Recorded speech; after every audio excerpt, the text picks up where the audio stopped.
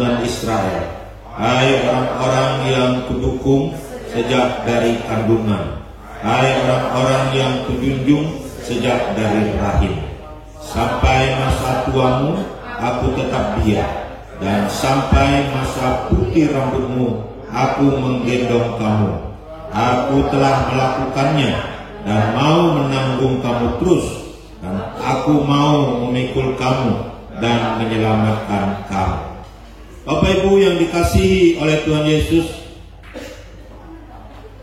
ada pepatah yang mengatakan habis manis sepah dibuang. Nah, saudara-saudara, apakah Tuhan terhadap kita seperti itu dalam kehidupan kita? Tentu tidak, saudara-saudara. Saudara-saudaraku dikasihi oleh Tuhan, Allah menyatakan kasih-Nya kepada kita. Kapan Allah menyatakan kasih-Nya kepada kita? Allah menyatakan kasih-Nya kepada kita ketika kita berada di dalam LP. Saudara-saudaraku yang dikasihi oleh Tuhan, apa itu LP, saudara-saudara? Saudara-saudaraku yang dikasihi oleh Tuhan, LP itu menjadi singkatan dari kata lemah. Ketika kita membaca ayat yang ketiga, kita melihat bahwa dengarkanlah aku, hai kamu keturunan Yakub, hai semua orang yang masih tinggal dari keturunan Israel. Saudara-saudara, ini berbicara tentang waktu pembuangan. Waktu pembuangan itu ada sebagian besar orang-orang Israel itu diangkut ke Babel, yaitu orang-orang yang kuat, orang-orang yang masih sehat, orang-orang yang punya potensi, itu menjadi tawanan di kerajaan Babel itu. Tetapi ada sebagian yang tinggal. Yang tinggal ini adalah orang-orang buta, orang-orang lumpuh, orang-orang sakit, orang-orang yang tidak berdaya, saudara-saudara. Orang-orang yang mungkin sudah tua renta, yang tidak memiliki kekuatan apa-apa lagi. Saudara-saudaraku yang dikasihi oleh Tuhan, inilah yang dimaksudkan orang-orang lemah, saudara-saudara. Kemudian orang-orang yang lemah di sini juga dikatakan, hai orang-orang yang kudukung sejak dari kandungan, dan orang-orang yang kujunjung sejak dari rahim, saudara-saudara. Disebutkan di sini orang-orang yang ada di dalam rahim, orang-orang yang ada di dalam kandungan, saudara-saudara. Itu dijunjung, didukung oleh Tuhan. Saudara-saudaraku dikasihi oleh Tuhan, kita tahu rahim itu lemah, janin itu lemah. Lalu kita tahu juga bayi yang masih ada yang mungkin belum lahir itu lemah. Mereka sangat lemah sekali. Mereka sangat tergantung kepada bagaimana sang ibu merawat dirinya. Kalau sang ibu tidak merawat dirinya dengan baik, maka bisa mempengaruhi janin yang ada dalam rahim, saudara. Jadi bayi itu atau janin itu nggak bisa hidup sendiri, nggak bisa memiliki kekuatan sendiri, saudara. Bahkan Alkitab berkata mereka ditenun oleh Tuhan di dalam rahim ibu mereka. Inilah sebenarnya kondisi orang lemah, saudara. Kondisi yang sangat lemah, saudara. Janin bayi yang ada dalam rahim ibu itu kondisi yang sangat lemah.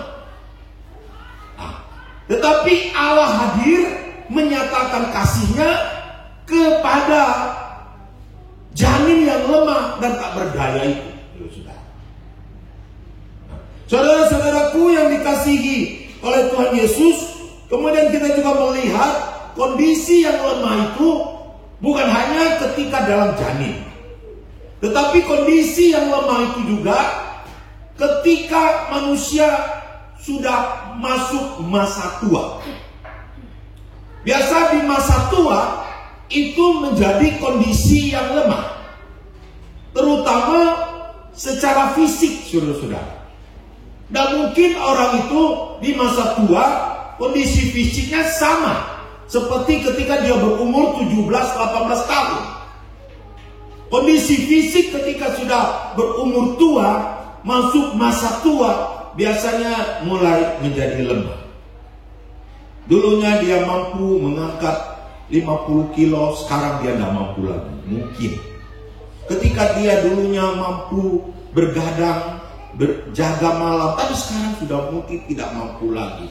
Dulu dia mampu lari maraton, ketika dia sudah memiliki umur yang cukup, yang sudah tua, dia nggak bisa lagi lari maraton. Ya, mungkin bisa lari, tapi kalah tuh saudara, karena sudah masuk masa tua. Ya, mungkin dulu dia mampu nyangkul, sekarang dia nggak mampu nyangkul lagi. Ya, ini secara fisik mengalami kelemahan, itu wajar-wajar saja.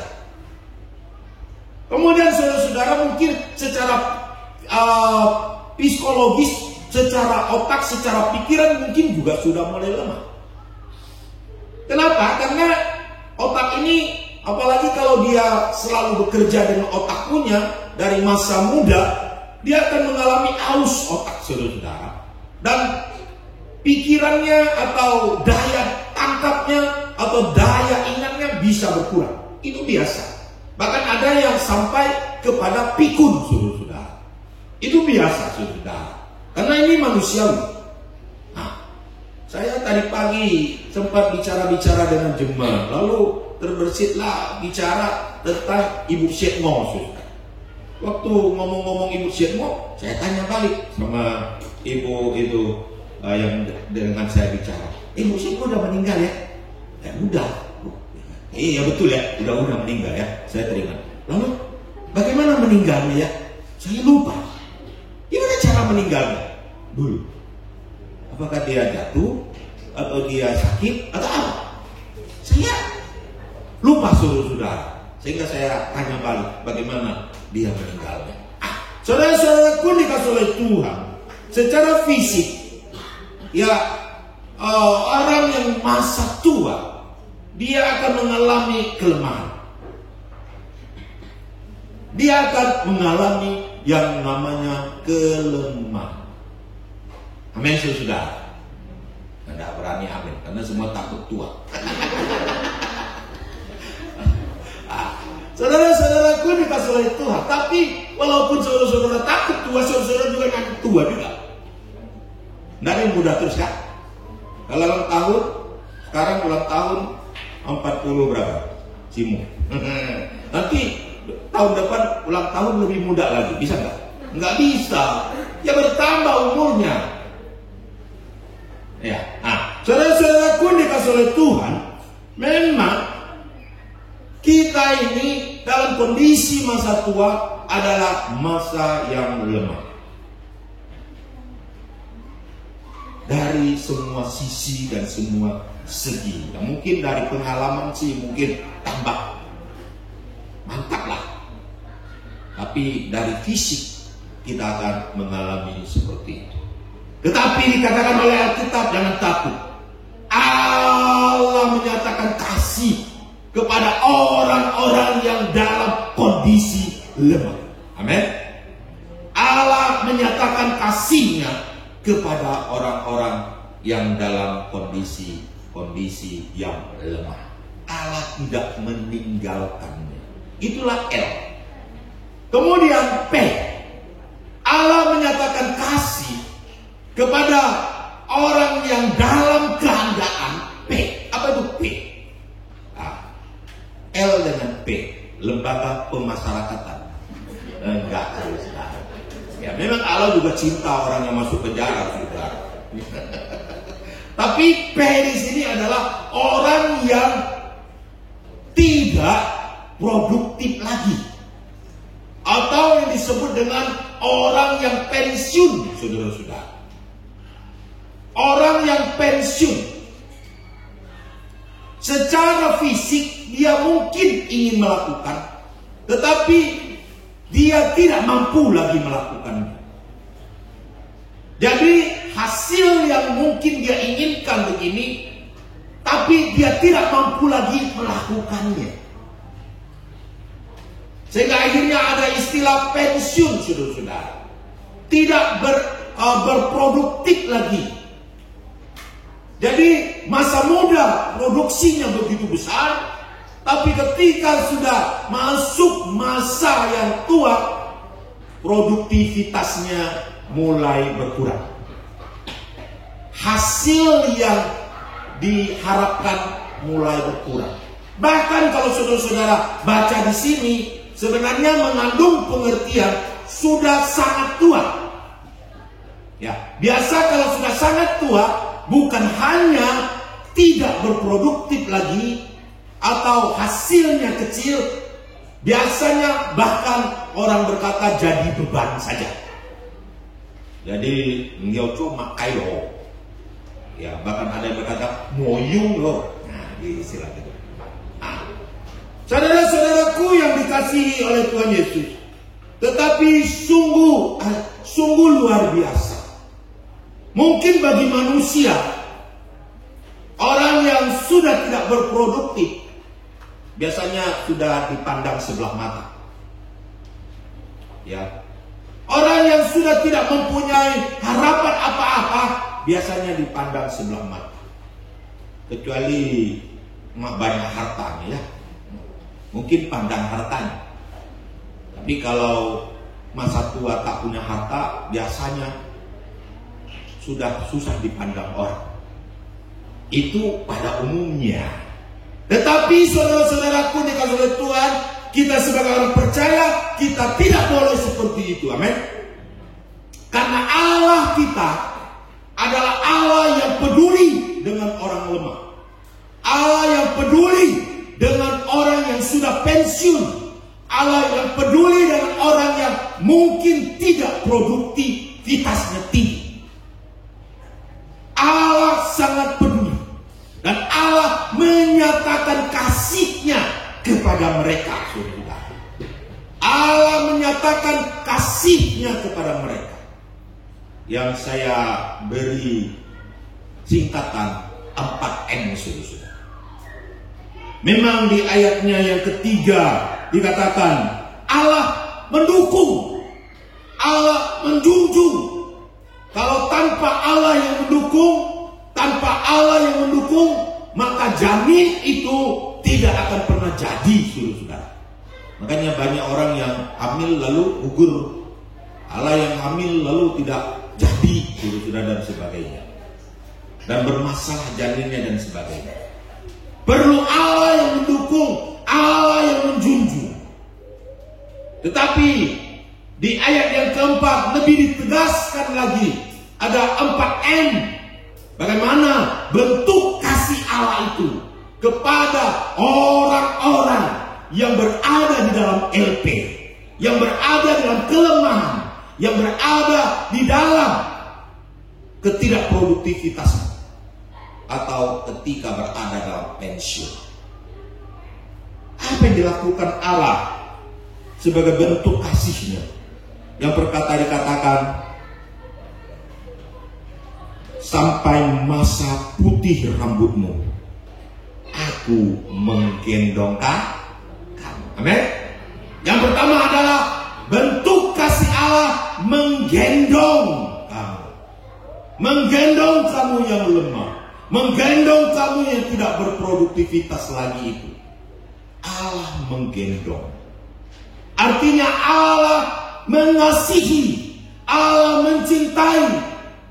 Ada kehangatan kasih Allah kepada orang-orang yang lemah, orang-orang yang tidak berproduktivitas lagi. Makanya saudara-saudara, ketika kita sudah lemah, ketika kita mungkin sudah, artinya bukan hanya ketika tua saja kita tidak berproduktivitas, bahkan dalam kehidupan ini pun bisa seperti itu. Ketika kita adalah orang miskin, ketika kita orang-orang yang mungkin tidak pintar, ketika kita orang-orang yang terpinggirkan, mungkin kita tidak punya produktivitas apa-apa di hadapan Tuhan, di hadapan manusia. Kita tidak bisa seperti orang yang memberi persembahan yang begitu hebat. Kita tidak bisa seperti orang yang harus tampil di depan mimbar. Kita tidak bisa seperti orang yang menolong orang lain. Kita sendiri perlu ditolong oleh orang lain. Mungkin kita dalam kondisi-kondisi lemah, kondisi-kondisi sakit, penyakit yang mengikuti kita dan sebagainya. Kita tidak mampu berproduktivitas seperti orang-orang lain yang hebat dan berproduktivitas luar biasa. Tapi ingat, ketika engkau tidak seperti itu pun, Allah menggendongkan. Makanya ketika seperti itu, rasakanlah kehangatan Allah. Dan yakinlah, imanilah bahwa Allah menggendong engkau. Allah peduli dengan engkau. Allah mengasihi engkau. Allah mencintai engkau. Amin. Beri semangat dulu. Kasih Allah itu bukan berdasarkan produktivitas kita, bukan berdasarkan kehebatan kita dalam melayani Tuhan, dalam persembahan, dalam apa saja. Tidak. Kasih Allah itu dinyatakan ketika kedekatan kita dengan Tuhan. Amin. Saudara-saudaraku yang dikasihi oleh Tuhan Yesus, Allah menggendong kita. Tapi Dia tidak hanya menggendong kita, sangat luar biasa. Dia berkata, aku telah melakukannya. Kenapa Dia melakukannya? Sejak dalam rahim ibu kita, Dia sudah melakukannya. Sampai masa tua kita, Dia melakukannya. Dan mau melakukannya lagi. Artinya Allah secara sukarela melakukannya itu bagi saya dan saudara-saudara. Bukan terpaksa. Ada orang yang mungkin ya kalau karena orang tuanya sudah tua, ya dia terpaksa saja. Tidak ada jalan lagi. Terpaksa saja harus pelihara orang tuanya. Terpaksa saja dia harus membalas budi orang tuanya. Masa sebagai anak hendak nanggung orang tua? Masa sebagai anak hendak pelihara orang tua? Terpaksa karena membalas budi. Allah tidak terpaksa menanggung saya dan saudara-saudara. Dikatakan, aku telah melakukannya dan mau menanggung kamu terus. Sampai kapan? Seterusnya Allah akan menanggung saya dan saudara-saudara. Ya mungkin kita berkata, makanya banyak anak yang kurang ajar. Kayak sia, luput sia. Udah tua nggak tahu lagi kan? Luput sia.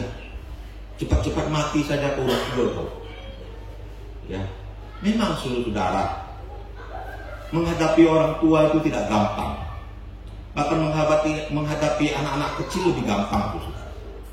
Kalau menghadapi anak kecil salah, kita bisa pukul dia.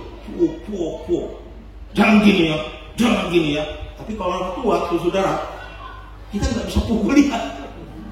Padahal sifatnya, karakternya, ketika dia sudah tua, bahkan lebih parah dari anak kecil, saudara. Ya, lebih parah dari anak kecil ada. Ada seorang ibu ya, Pak Pendeta datang sama dia. Dia tua, sudah tua dia. Ditanya, ngapa Enci enggak ke gereja? Enci ini seharusnya sudah pergi ke gereja lah, udah tua cari Tuhan. Itulah saya nggak mau cari Tuhan, supaya Tuhan itu tidak tahu saya, supaya saya tidak dipanggil oleh Tuhan. Gitu. Saudara-saudaraku dikasih oleh Tuhan. Kadang-kadang orang yang, apalagi orang sudah pikun, saudara-saudara, kadang-kadang tingkah lakunya aneh-aneh, kadang-kadang hidupnya aneh-aneh. Tapi sebagai anak kadang-kadang kita nggak bisa marah mereka, kita nggak bisa ngajar mereka tua, saudara-saudara. Tetapi tetap harus ditanggung. Apa arti kata ditanggung, saudara? Aku mau menanggung kamu terus. Menanggung itu seperti kita memelihara. menanggung makan minum, menanggung segala sesuatu yang dibutuhkan. Nah, itu menanggung, ya. Dulu sewaktu saya selesai pesta nikah di Pontianak, tiba-tiba teman kami di Jakarta itu telepon saya supaya saya datang ke Jakarta. Waktu ke Jakarta saya ditanggung, saudara. Tiket bolak-balik saya ditanggung. Udah itu tidurnya di tempat dia ditanggung, makan minum ditanggung, semua ditanggung. Udah tuh pergi shopping ditanggung juga, saudara. Udah itu diajak jalan-jalan lagi ke puncak kemana-mana, ditanggung lagi, saudara. Jadi 1 sen pun kami di Jakarta tidak keluar, saudara.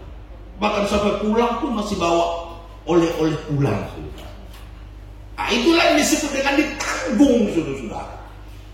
Allah menanggung. Makanya saudara-saudaraku dikasih oleh Tuhan, mungkin kita juga ada orang yang dalam kondisi menuju kepada kelemahan itu dan ketidakproduktifan itu. Jangan takut, Allah menanggung engkau. Amin. Mungkin engkau juga dalam kondisi lemah saat ini, Allah juga menanggung engkau. Amin. Kita jangan takut dalam hidup ini. Allah selalu menanggung saya dan saudara-saudara.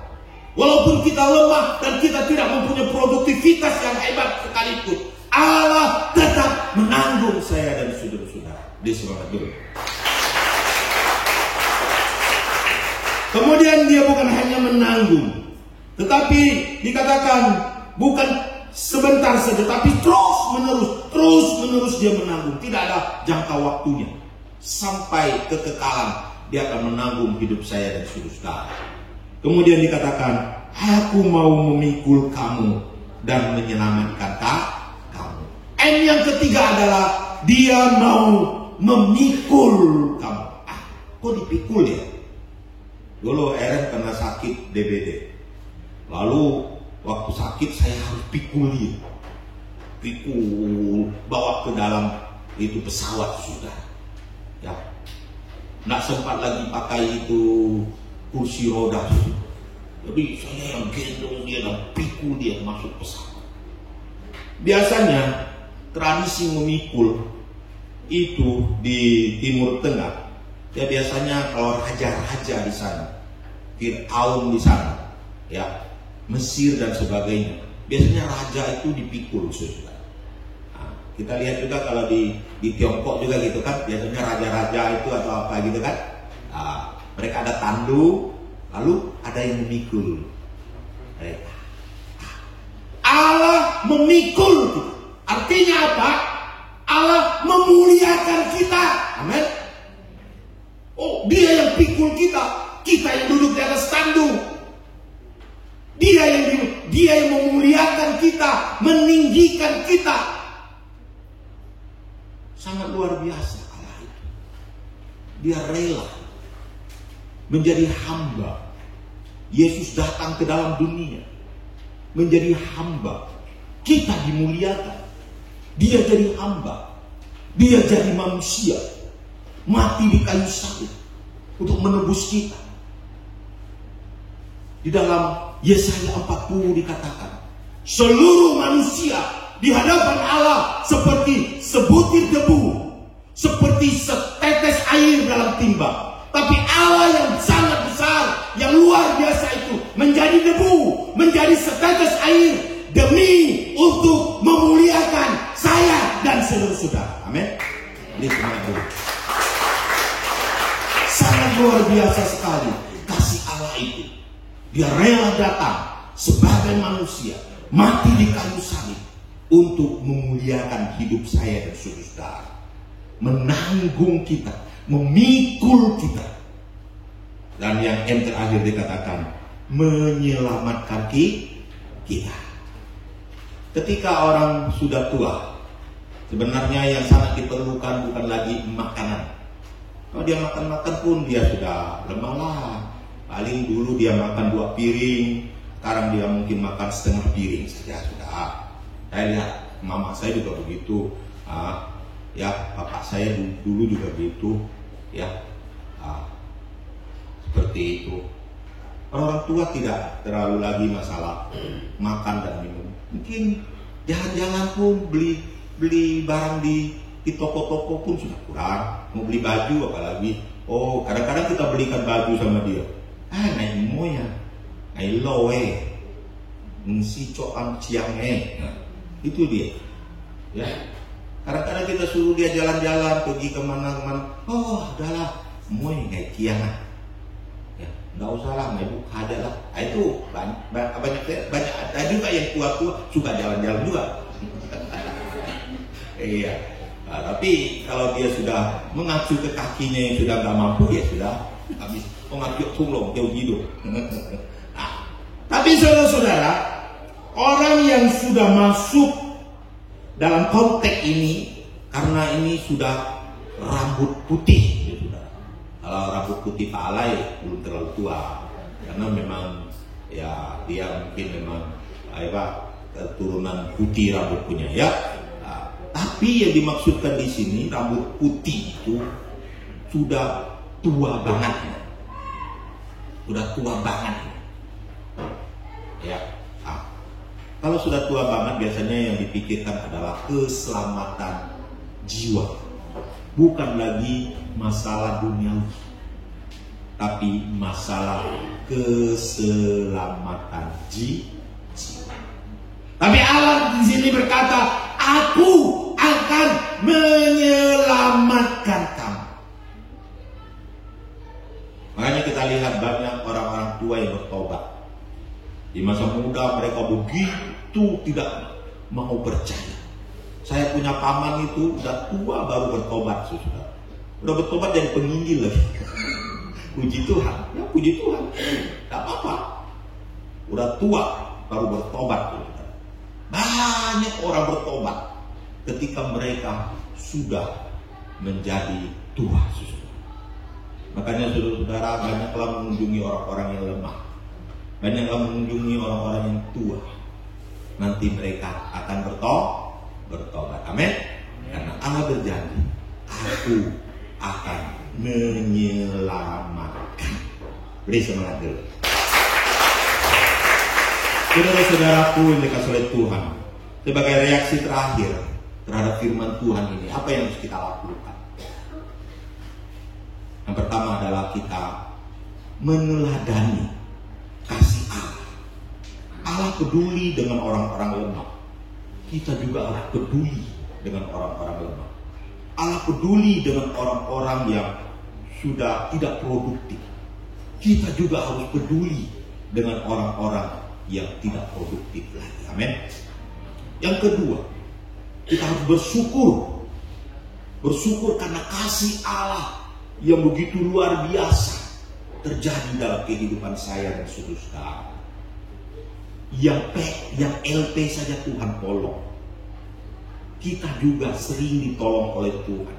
Ketika kita lemah, ketika kita tidak berdaya, ketika kita tidak punya jalan lagi untuk produktif, Allah menolong kita dalam produktif kita. Kita harus bersyukur kepada Allah. Yang ketiga, kita tahu kita ada masa-masa yang kuat, tapi kita juga ada masa-masa kita lemah. Kita juga ada masa-masa yang produktif, tapi kita juga ada masa-masa yang tidak produktif. Tapi bersyukurlah dan berserah pada Tuhan. Jangan takut, jangan bimbang. Allah akan menggendong engkau. Allah akan menanggung engkau. Allah akan memikul engkau. Allah akan menyelamatkan engkau. Ketika kondisi-kondisi seperti itu terjadi dalam hidup, kita harus beriman dan kita harus memohon pada pertolongan Tuhan. Amin. Kiranya berkat firman Tuhan memberkati kita. Baik, saudara-saudara, kita akan memuji Tuhan. Ada satu lagu, Sampai Masa Putih Rambutmu. Mari kita bangkit berdiri. Minta singer karena saya kurang pandai lagu ini.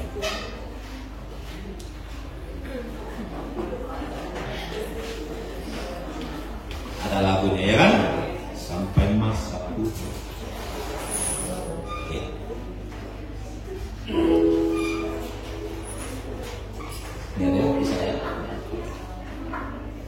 Yang bisa menyanyikan lagu ini agak keras, yang tak bisa ikut-ikut dulu ya. Termasuk saya lah ikut-ikut.